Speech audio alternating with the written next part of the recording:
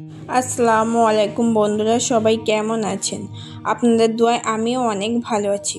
রোশনি আক্তার লাইফস্টাইলে সবাইকে স্বাগত জানিয়ে প্রতিদিনের মতো আজকে আবার একটা নতুন ভিডিও নিয়ে আপনাদের মাঝখানে চলে আসলাম।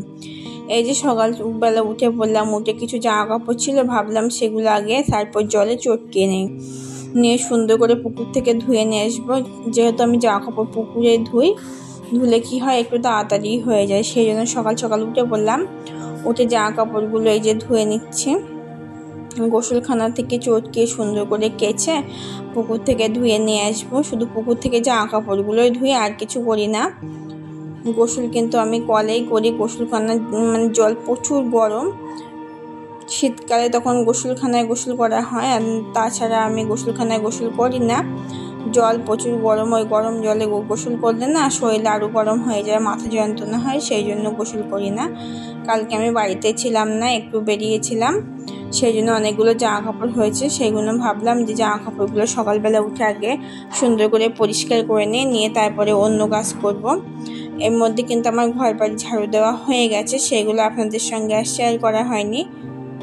ঘর বাড়িগুলো ঝাড়ু দিয়েছি, দিয়ে মনাকে খাইয়ে দিয়েছি, তারপরে এই যে জামা কাপড়গুলো ধুতে শুরু করলাম।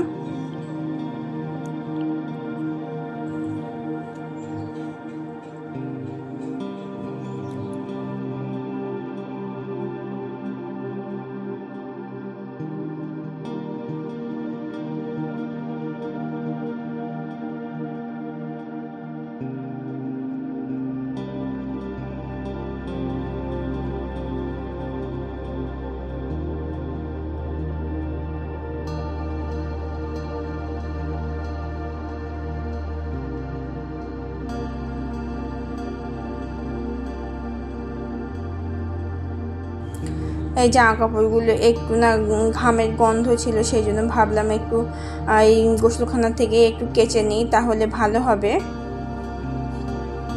পুকুর থেকে ধুয়ে নিয়ে চলে আসা যাবে সঙ্গে সঙ্গে।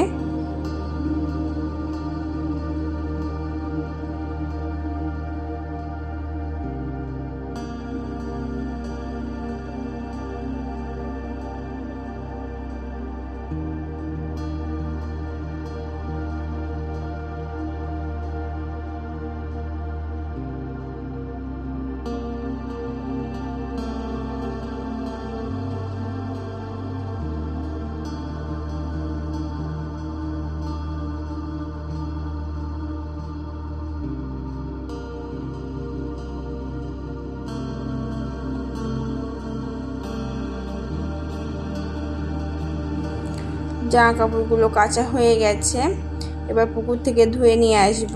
পুকুরটা কিন্তু আমাদের পাশেই আছে, এই যে ধোয়া হয়ে গেছে।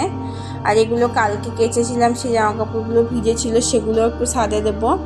এ দেখেন বন্ধুরা, আমাদের ছাদে কিন্তু দুটো তিনটে সিম গাছ আছে, একটা আরবের কলমি শাক গাছ, এটা আরবেই হয়, এটা কলমি শাক গাছই বলে, জানি না আর কেউ দেখেছি কিনা এই গাছটি কিন্তু আরবে ভালোই দেখা যায়।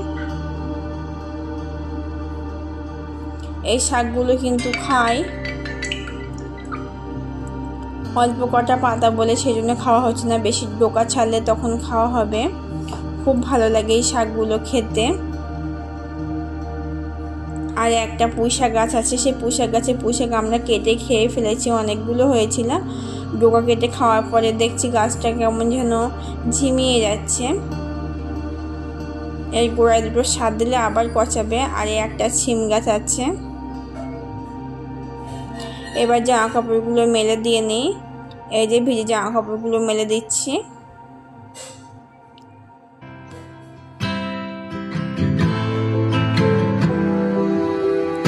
আজকে আকাশটা না খুব সুন্দর, রৌদ্র নেই, বৃষ্টিও নেই, মাঝামাঝি মতো মেঘ মেঘ করছে, আর মেঘগুলো উড়ে যাচ্ছে, দেখতেও ভালো লাগছে। আর আমার মনেও কিন্তু আমার সঙ্গে ছাদে এসেছে, ও শুধু খেলা করছে ছাদে। এই জামা কাপড় মেলা হয়ে গেছে। আর এ দেখেন আমাদের মনা কামড়িগুলো নিয়েছে, আমি বলি জামা কাপড়ে মারি, বলে না, এই ক্লিপগুলো নিয়েও খেলা করছে। আর একটা ঝাড়ু নিয়েছে, ঝাড়ু দেবে। আমি বললাম নিচেই চলো, বলে না নিচে যাবো না। আমি বলি তাহলে খেলা করো, আমি নিচে গিয়ে রান্না করি। নিচে চলে আসলাম, এসে দেখেন বাছা কটা করে রেখেছিল আম্মা, আমি চাপিয়ে দিলাম। বিট আর গাজর ভাজা করব, একটু লবণ দিয়ে ভাবিয়ে নেব। আর এই সিলভার কাপ মাছ নিয়ে এসেছে আপনাদের দাদা ভাই, কারণ আমি চ্যাং মাছ শোল মাছ খাই না। আজকে চ্যাং মাছ ঝোল করবো, সিলভার কাপ মাছ রান্না করব, আর চিংড়ি মাছ দিয়ে ওল রান্না করব। বিট আমার ভাবানো হয়ে গেছে, এবার তেলে দিয়ে দেব। ভাপিয়ে নিলে একটু ভালোই হয় বিটগুলো।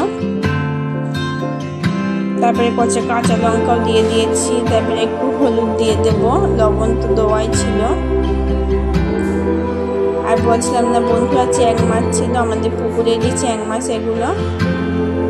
ওই মাছ কিন্তু আমি খাই না, সেই জন্য আমার জন্য সিলভার কাপ মাছ নিয়ে এসেছি, সেগুলো ঝোল করবো, চ্যাং মাছগুলো ঝোল করবো।